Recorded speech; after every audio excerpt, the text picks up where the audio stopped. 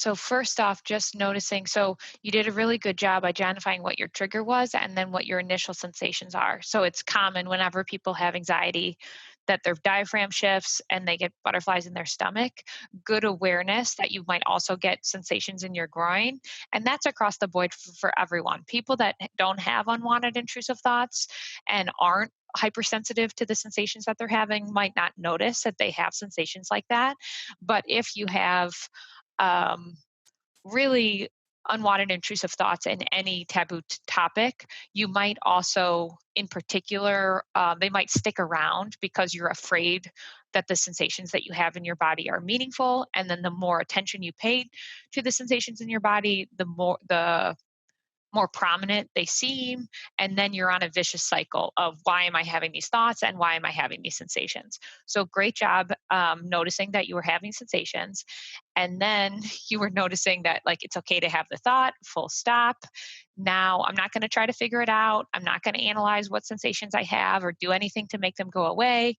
And when you're saying you were using like the 5-step grounding technique, from my perspective, that anything can be both an exposure and a compulsion. And in this case, some people might use a grounding technique to try to make their anxiety go away.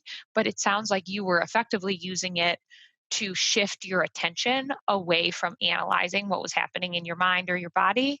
And by bringing yourself back into the present moment and then shifting your attention away, you were actually living with the possibility that you were doing something terribly wrong and that you were a horrible person that was about to hurt someone.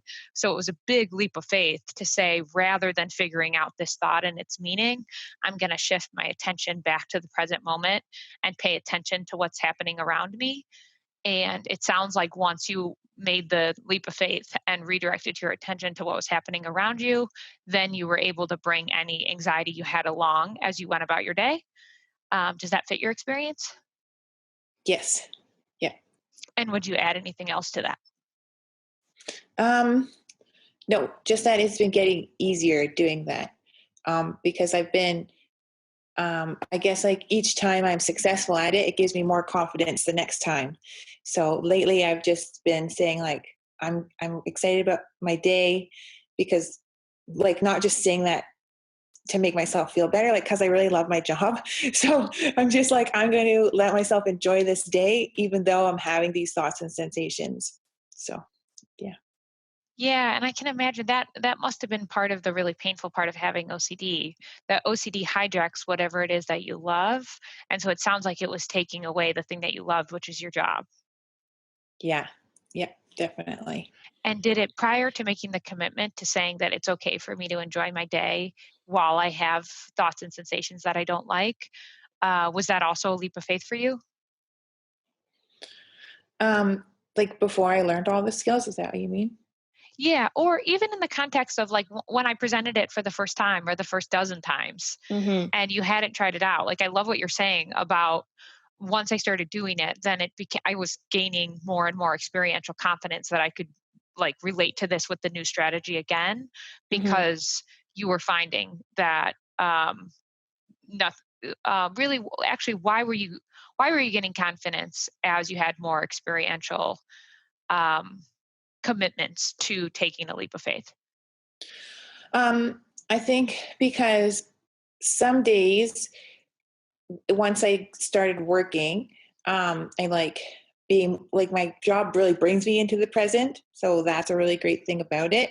So sometimes the thoughts and sensations would just pass on their own just because I would get so into what I was doing. And then by the end of the day, it would kind of be like, oh, remember that I was having that anxiety this morning, but it doesn't really matter anymore.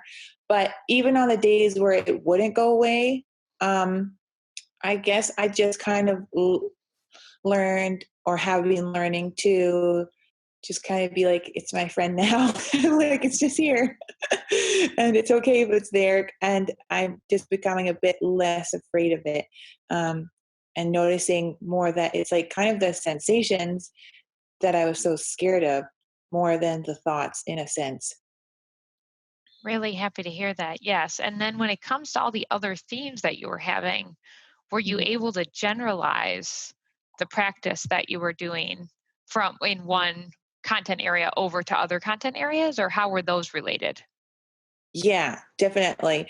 Um, so pretty much like whatever my unwanted intrusive thought is, I try to just say to myself, like, maybe, so if it's like a relationship related, then I would just say like, oh yeah, maybe my husband is going to cheat on me and leave me. And but I try to go to like the worst case scenario, so I get the most like anxious and the most thought extra fusion. So I would just be like, maybe he's going to cheat on me and he doesn't love me, and then we'll get a divorce, and then I won't be able to live without him. So then I'll just decide to kill myself. um, because that has been part of my harm OCD as well, as like the fear of one day wanting to kill myself. So I usually just do that, take it to the worst case scenario, and notice how I feel, like the sensations. And um, and then if I really have the urge to ruminate, like sometimes if another thought does pop into my head, another question, I usually just go with like maybe, and just try sticking with that. And Yeah. You just it stick with works for the my answer. own content. Yeah, that's great. You just go towards the uncertainty. So, that's just really brave. What gives you the willingness to just try to get as much thought action fusion as possible? um, I guess, well, what gives me the willingness? Maybe that I know that the more that I practice, not like the easier it's going to get, but I don't know, the more like the more willing I'll become. But that's like a Yeah, backwards answer because it's like I'm willing because if I do it more, I'll be more willing. that's a great answer. Yeah, Okay. it's a circular answer, but it's a great Hmm. answer. What helped you trust the strategy? Because that's what I'm really hearing you Hmm. say.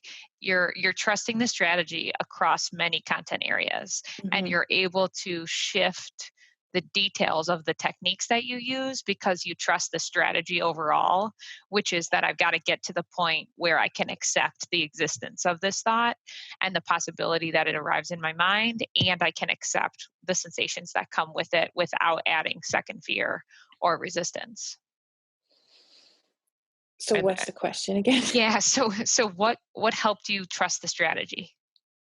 Oh, um, I think it was really like it's hard to say what it was the very first time, but I think after those few times that it was successful, that's what helped. Each time after that, I was like, I know that I can do this.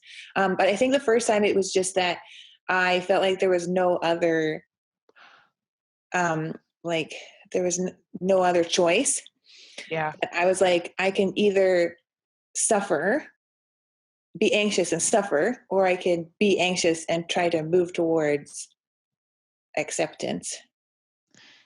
Really glad to hear it. And perhaps that's something that we can end on, that basically you had the guts to trust the strategy because you've been suffering for so long. And this is probably the first time you've really heard it framed up this way, but you could tell that it's something that you hadn't tried. And given everything else that you tried, it was just worth it to take a leap of faith and try it. And then once you Mhm. started trying it, you liked the results and it made you more and more willing.